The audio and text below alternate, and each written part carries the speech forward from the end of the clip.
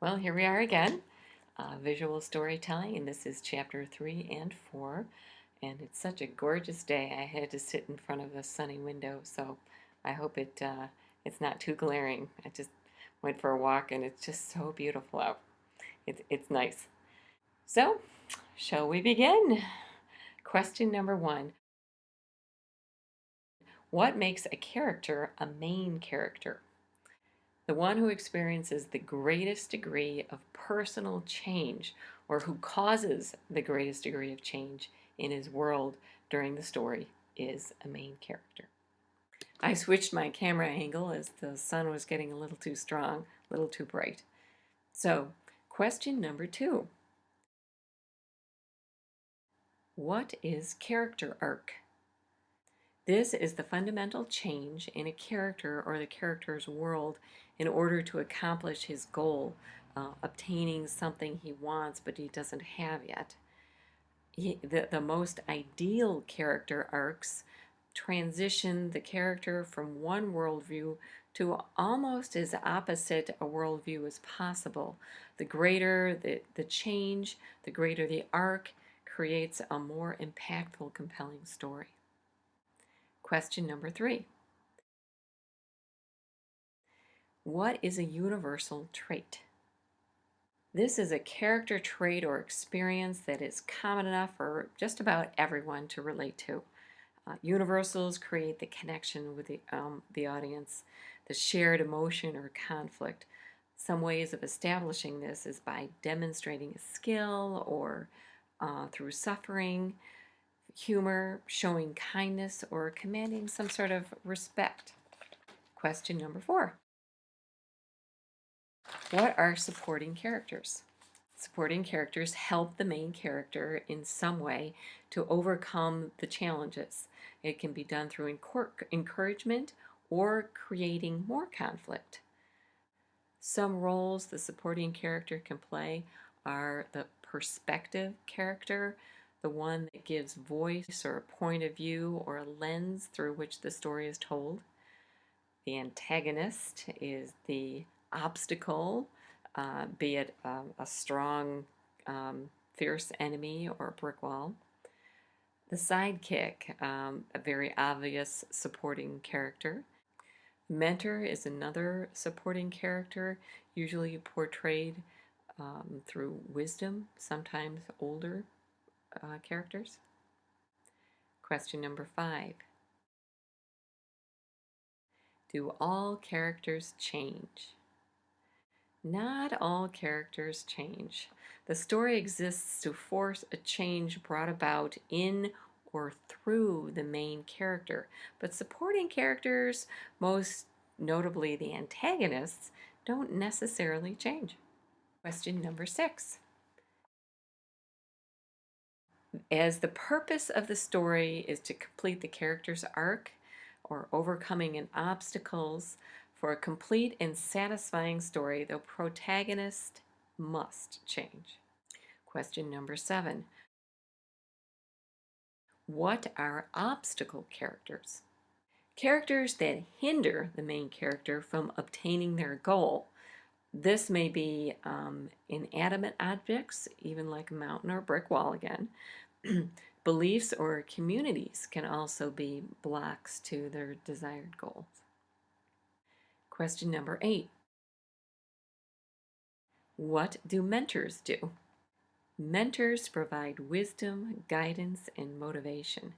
They often take the form of older, experienced characters, but wisdom has been known to come from the mouth of babes. Question number 9. What is another word for the hero character? The protagonist. Question number 10. Which character acts as the hero's conscience? The sidekick is a supporting character that often thinks aloud, giving voice to the hero's harder to share feelings. He often shows emotion or reacts as the hero may wish to, or point out something that further challenges the hero. Chapter number 4. Question 1. What is conflict? Conflict is the meeting of two forces with mutually exclusive goals. Mongo and Chip both want that goal. It serves to engage audiences as well as forcing characters to face their own profound convictions. Question number 2. What is tension? This is the emotion experienced by the audience while anticipating conflict. Characters' motives must be believable and clear in order to create an appropriate tension coming from the conflict. Question number 3. What is motivation?